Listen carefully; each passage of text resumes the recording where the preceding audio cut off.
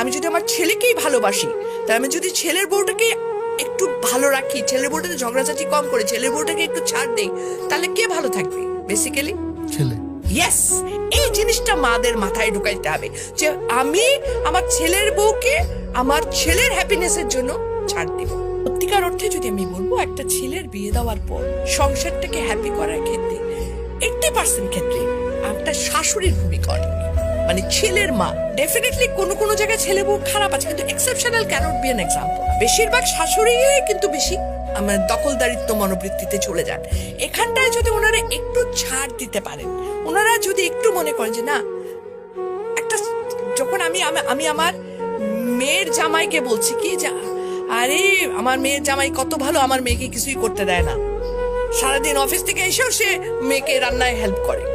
আর ছেলের ব্যাপার হলে তখন আমরা বলতাম কি ছেলের বউ একে সারাদিন ঘুমায় থাকে, আমার পোলা আসে রান্না করে খাওয়ায়। একই মানুষ, কিন্তু আমরা দু রকমের মনোবৃত্তিতে যাচ্ছি, তাই না? এই জায়গা থেকে আমাদের মেয়েদের বেরিয়ে আসতে হবে। আমরা মেয়ের জামাই আসলে পোলাও কোরমার অভাব রাখি না, আর যখন ছেলের বউ তার 1/4 তো আমরা দেই না। ছেলের বউকে বলি এত নেলস তো ভালো না, আমিও তো বলছিলাম, আমি তো এত খাইতাম না। সিরিয়াসলি, কিন্তু ইট হ্যাপেন্স। হ্যাঁ, কিন্তু মেয়ের জামার জন্য পোলাও কোরমা করতে যদি টাকা না থাকে, আমি ঋণ করে নিয়ে এসো খাওয়াবো। রিজনটা কি? রিজনটা আমি চাই আমার মেয়েটা ভালো থাকুক। মেয়ের জামাইকে খাতির করার মেন রিজন কিন্তু আমার মেয়ে ভালো থাকে, আর কিছু না।